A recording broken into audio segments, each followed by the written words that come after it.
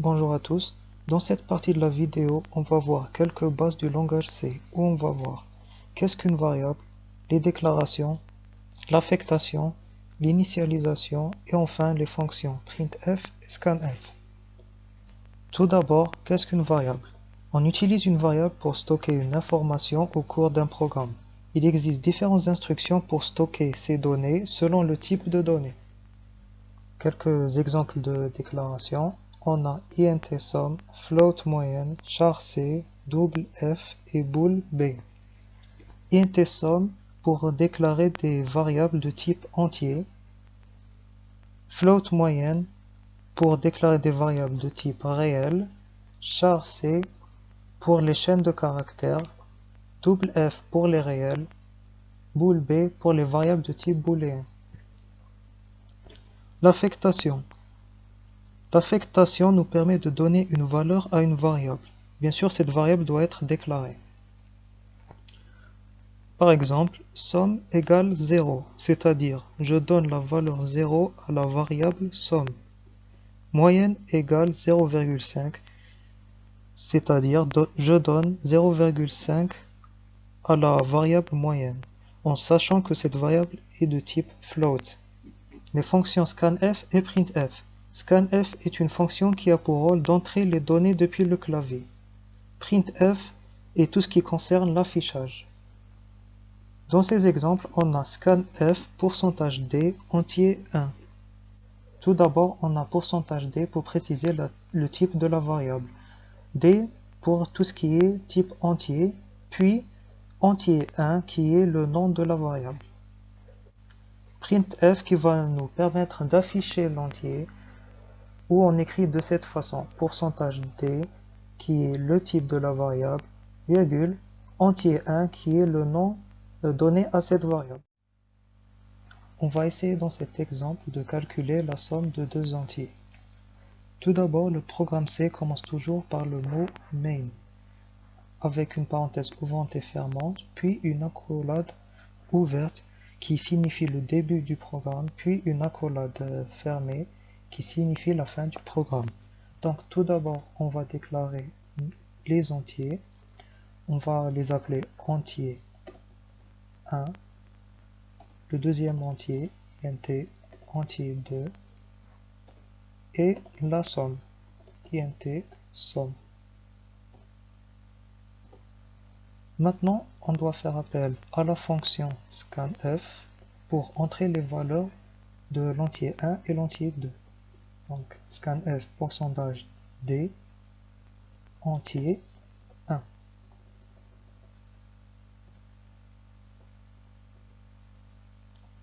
La même chose pour l'entier 2.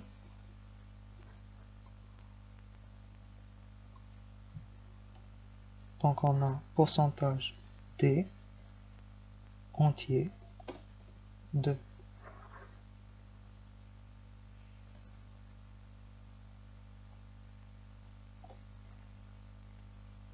Maintenant, pour calculer la somme, tout simplement, on met somme égale entier 1 plus entier 2. Maintenant, on doit afficher la valeur de la somme. Donc, on va faire appel à la fonction printf %d et le nom de la somme. Maintenant, on va voir l'exécution du programme. Donc, on va donner la valeur 2 à l'entier 1, la valeur 3 à l'entier 2, et ça va nous calculer la somme qui est 5.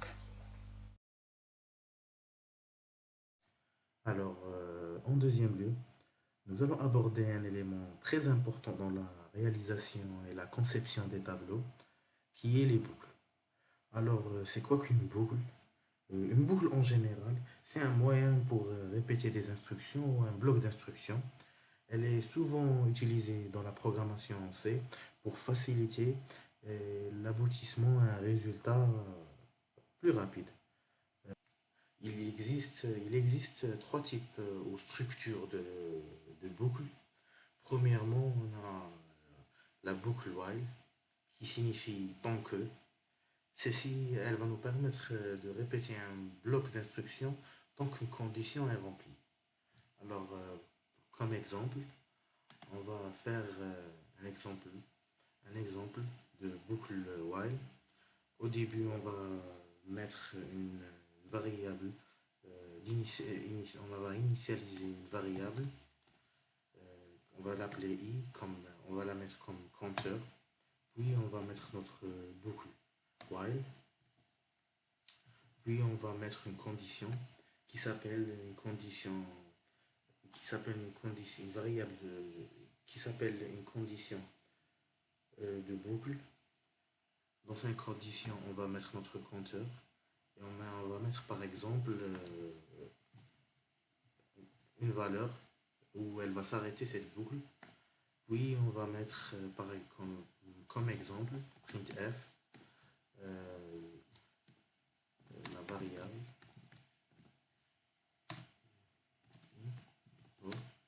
Alors on va mettre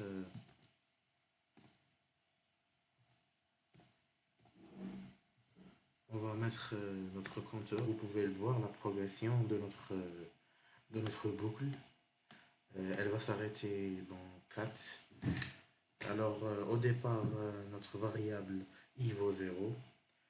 Étant donné que 0 est bien inférieur à 5, la condition est vraie. Alors la valeur i est affichée.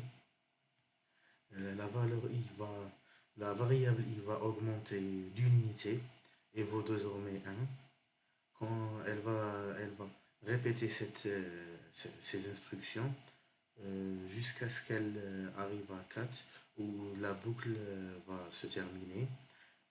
Ensuite, la condition sera fausse et l'instruction de while sera alors passée. Alors, la boucle for qui veut dire pour. Alors cette boucle elle est composée de 3 parties. On a la première partie qui est l'initialisation du compteur, comme vous pouvez le voir ici. Alors for i. La deuxième partie c'est la condition. On va mettre notre condition ici. Et en troisième lieu, on va mettre une seconde expression qui consistera le plus souvent en l'incrémentation d'une variable, la variable d'initialisation, comme par exemple i++, notre compteur. On va effacer ici notre compteur parce qu'on l'a déjà fait ici.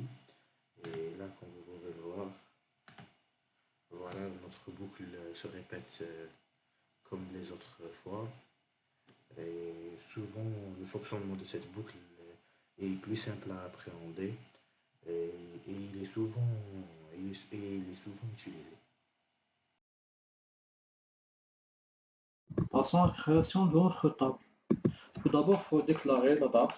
On va lui donner A majuscule. Après, entre les deux crochets, on doit donner la taille de notre table.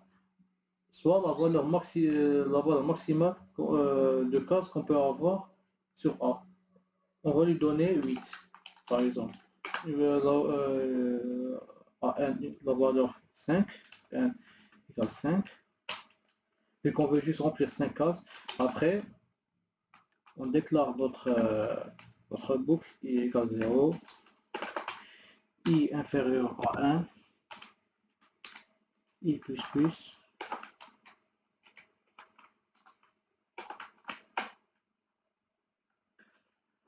et après on va remplir notre table ici. On va appeler la fonction scanf, pourcentage d.